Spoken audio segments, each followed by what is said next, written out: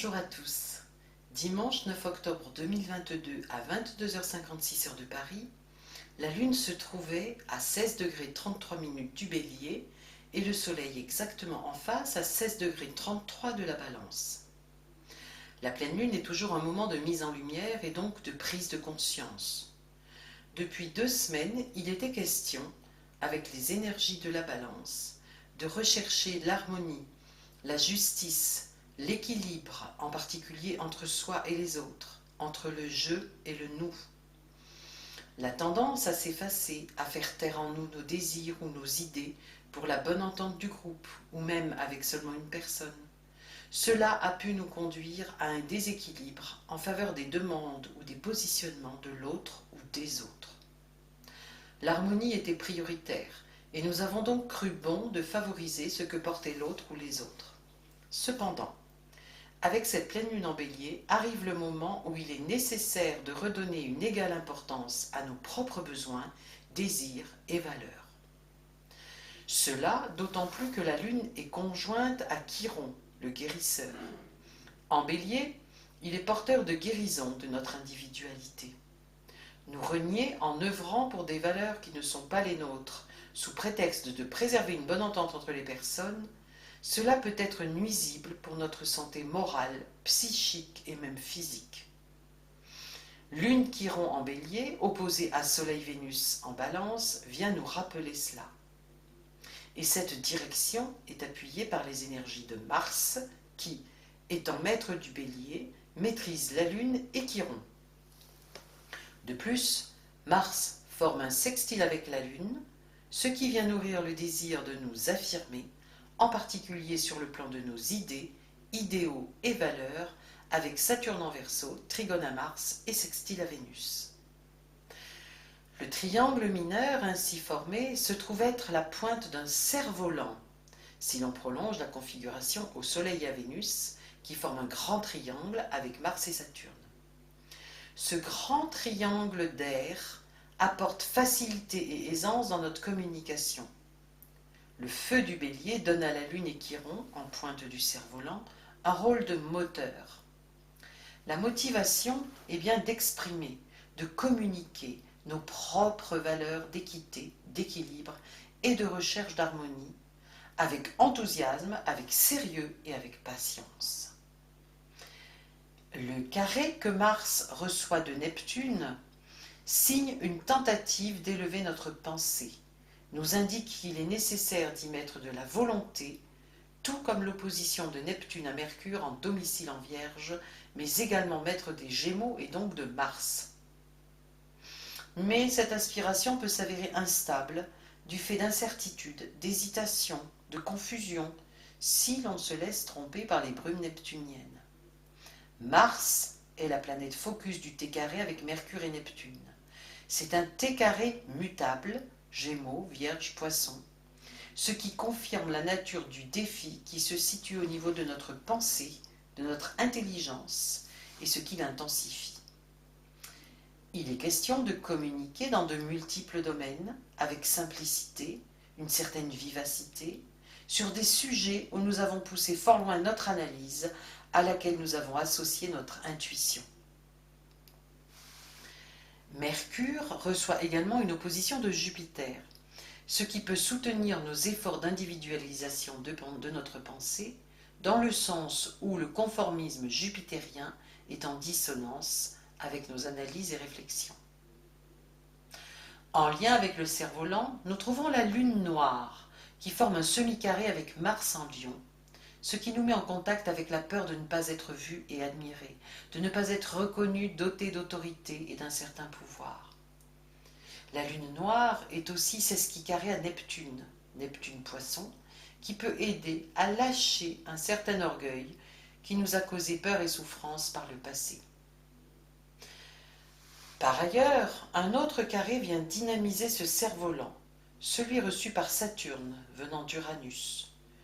Nous le connaissons bien, depuis 2 ans qu'il nous pousse à changer, à passer de l'ancien au nouveau, de la matrice à la liberté. Il vient favoriser encore des prises de conscience. Uranus, qui est toujours conjoint au nœud nord, nous redit que pour notre juste évolution, il est temps de nous transformer radicalement, d'agir pour un monde nouveau, en lien avec la nature, la beauté, la fraternité et surtout avec la liberté. Par ailleurs, Uranus nœud nord, maîtrisé par Vénus, sont quinconces à la conjonction Vénus-Soleil. Il nous faut définir nos valeurs profondes qui sont actuellement mises en lumière afin d'aller de manière juste vers notre futur. Pour terminer cette première partie de notre étude, regardons Pluton en fin de Capricorne, qui forme un triangle rectangle avec Mercure en trigone et Neptune en sextile. Pluton est la planète qui donne la clé pour résoudre l'opposition Mercure-Neptune. Il va faciliter un travail en profondeur, il va permettre à notre intelligence de saisir et de comprendre certaines aspirations, certaines intuitions, et il va orienter notre énergie vers une salutaire transformation de notre pensée. Nous gagnerons en authenticité et en sérénité. Cela va dans le sens de Lune Chiron en Bélier, qui vient nous faire ressentir un puissant besoin d'être pleinement nous-mêmes, tout en œuvrant à nous relier harmonieusement avec les autres. Soleil, Vénus en Balance.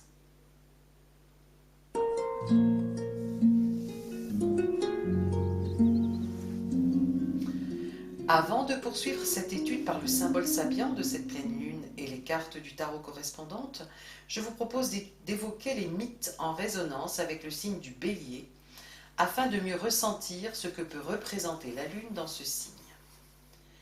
Tout d'abord, nous trouvons Dionysos, dieu de la vigne, du vin et de l'extase libératrice, ainsi que du théâtre.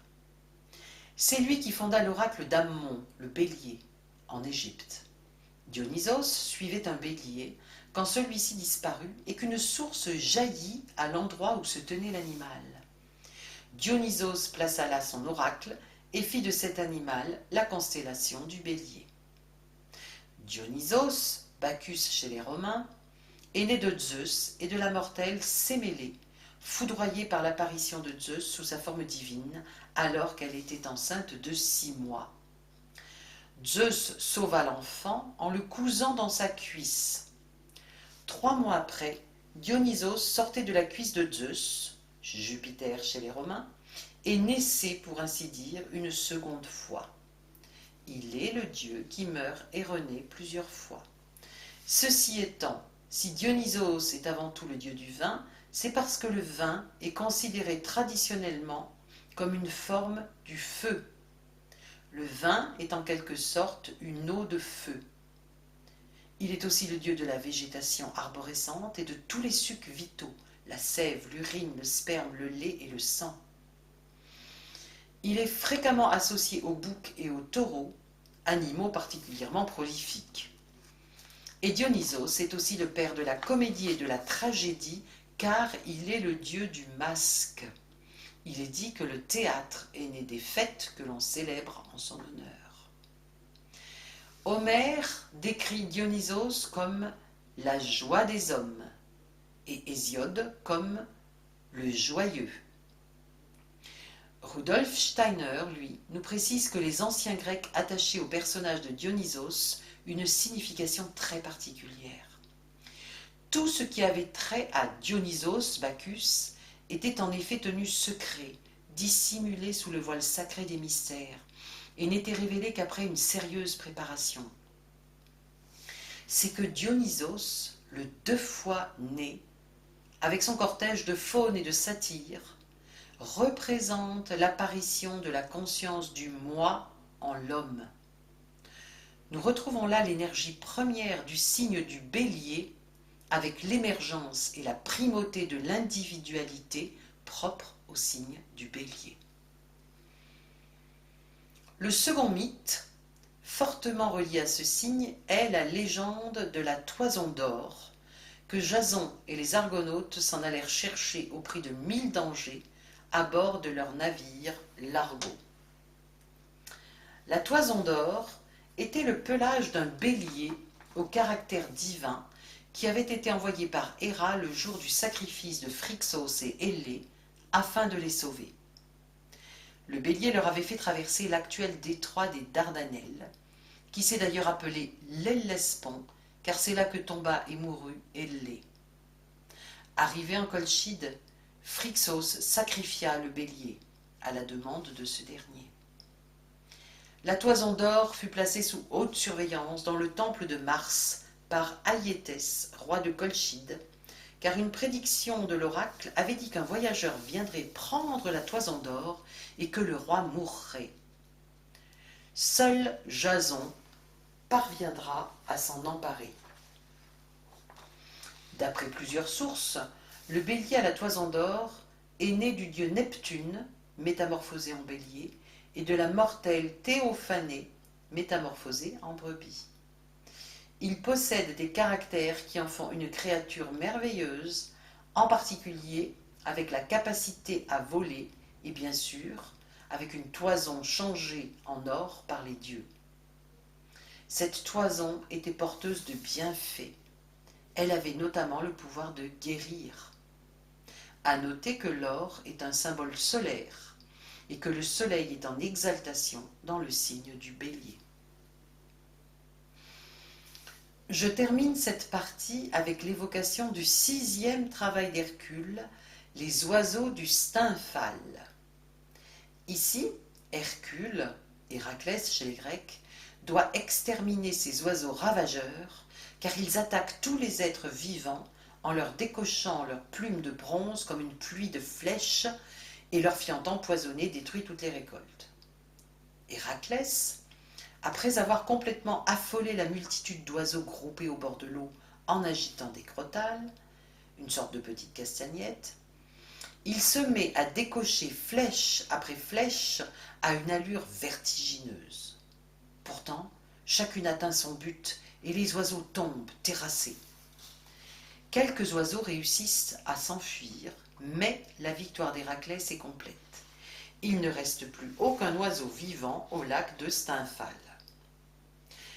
Que ce soit les oiseaux ou Héraclès, il est question d'attaquer avec force et rapidité en utilisant des flèches ou quelque arme similaire, en l'occurrence ici pour les oiseaux leurs plumes de bronze.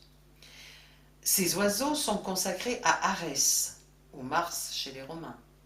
Arès signifie guerrier mâle, et il est le dieu de la guerre.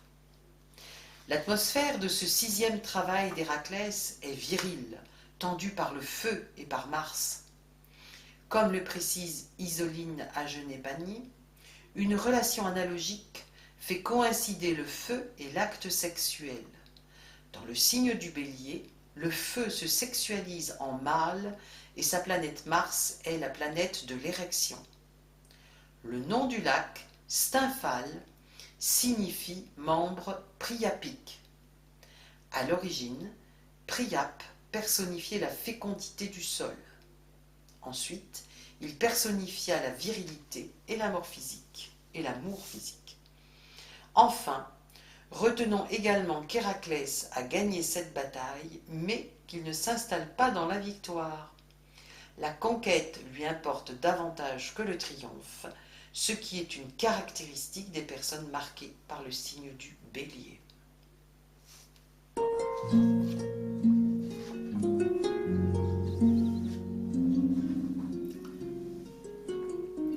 Regardons maintenant le symbole sabiant de cette pleine lune. Pour une position à 16 degrés 33 minutes, nous regardons le 17e degré. Le 17e degré du bélier est intitulé « Deux vieilles filles assises dignement en silence ». Dominante, aptitude à changer un manque naturel de vitalité en pondération et en sérénité intérieure. Nous constatons ici une des conséquences d'une appréhension introvertie et négative de la vitalité. L'ascète ou le saint se tourne lui aussi vers l'intérieur, mais il accepte une forme supérieure de polarisation non biologique, l'homme et Dieu.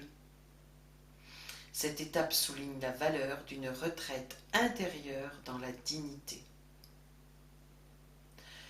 Ce degré nous parle de dignité et d'introspection, en devenant chaque jour davantage nous-mêmes, en nous défaisant de tous les diktats venus de l'extérieur, en nous référant toujours plus à nos propres valeurs, nous faisons grandir le respect que nous pouvons avoir de nous-mêmes et nous devenons ainsi de plus en plus aptes à respecter autrui. Nos relations y gagnent en sérénité.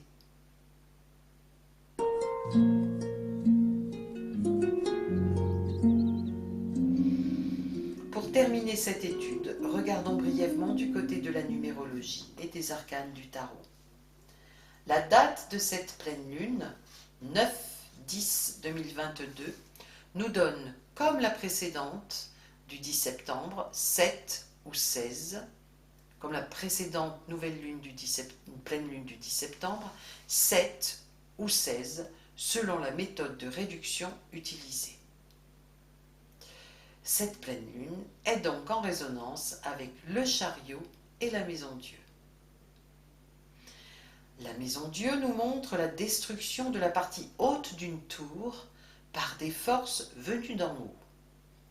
En résonance avec cette pleine lune, nous pouvons comprendre qu'un mauvais alignement de nos pensées avec notre esprit, dans le sens de notre part divine spirituelle, un mauvais alignement nous conduit forcément à un effondrement à un moment ou à un autre.